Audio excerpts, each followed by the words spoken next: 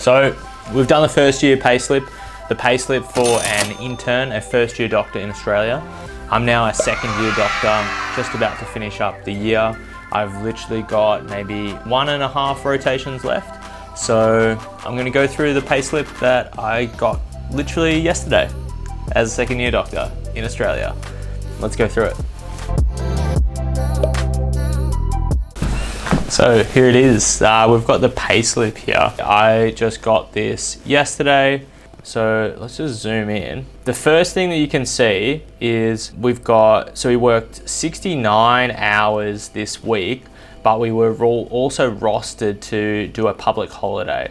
So that pushes us over that 76-hour minimum. So we do that, and yeah, the new rate as per the EBA, I think last video it would have been about 39 or 41 for a first year doctor. I need to double check that. But the new rate for second year doctors in Australia at the moment is $44.73 an hour. And yeah, we're usually rostered to work 76 hours. If you don't work those hours, then you are eligible to get paid for 76 hours of work. And yeah, as you can see, 44.73 times 69 equals just over $3,000. As per the last payslip, we also need to have an allowance for continual medical education. And that's essentially money that you put towards your study and your ongoing expenses to learn and progress your skills and knowledge as a doctor. So that might be towards a textbook or a piece of equipment that you use, like a stethoscope, or maybe it's a course or something that you need to do. You can put that money towards that in order to help progress yourself as a doctor. We also have a meal allowance here. So if you work a certain number of hours in a row, then you're eligible for a meal allowance. I'll double check that number of hours and get back to you. Yeah, so as you can see, if you work more than 11 hours in a 24-hour period, then this year you'll get $10.86. So that's what you can see on my payslip now. In 2025, it'll be $11.13. If you work more than 16 hours in a 24-hour period, then those amounts are showed below there.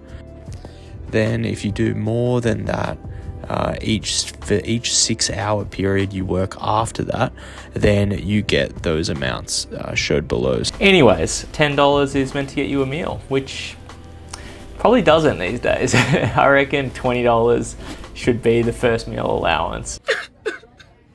They said market price. We've got a public holiday, so I actually didn't work this public holiday, so it might be a bit skewed. Skew as it is. It might be a bit skewed, but essentially, if you're rostered for a public holiday and you can't work for whatever reason, you still get paid for that because you're still rostered for those hours of work, and yeah, you are entitled to that. So that's a bit of a win, a bit of a cheat code, if you will. You won't get paid at the public holiday rates, which I'm pretty sure is 2 times the... Yeah, so public holidays are actually 250% of your normal rate. So that's not 2 times, it's actually 2.5 times. And apparently, according to this clause, you could have 1.5 days added to your annual leave instead. I don't think I've ever even considered this option, but I guess it's in the clause, so technically it's possible. I didn't work that, so I just got paid at the normal rate for the shift. So actually, if we do the calculations, Siri, get me calculator, 12.5 times 109.11, I would have got paid $1,363 for that whole shift. I mean, obviously taxes come into it, but that's pretty good. So yeah, I still got $560 for not working. Yeah, I was sick that day, so couldn't do anything about it. We've also got a bit of overtime that's come through. It was unrostered overtime. So essentially, as overtime works, like I explained in the last video, I'll link that in the description if you want to check out what it's like to be paid as a first year doctor.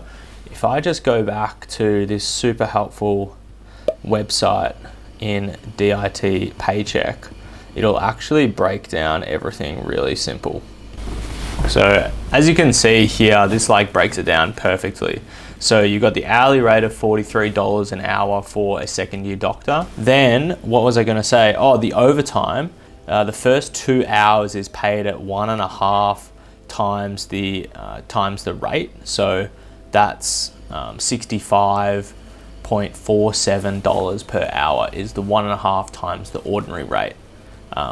And for every hour you work after the 2 hour mark, then that's just 2 times the normal rate. And I guess if you work on Sunday, then you just get paid at double rate anyways. So that's pretty cool. So yeah, let's go back to the payslip. So yeah, we had some overtime that we had to do for this particular pay cycle. It actually was 18.5 hours of overtime. So a fair bit of overtime that we had to do, pretty busy week. And that equated to just about, quick math, what's that? It's about $1,600, the amount of overtime that we earned in that particular fortnight. It all comes out to this amount here, so $5,462, and that's the total gross amount that we earned.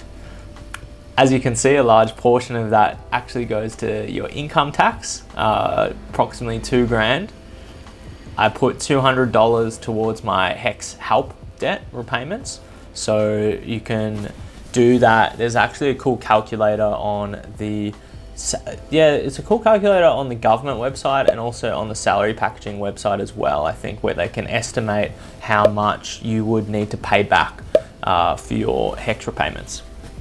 And then I have to pay the salary packaging company for doing salary packaging for me, which I've actually maxed out already. So this amount, $17, gets spaced out every fortnight.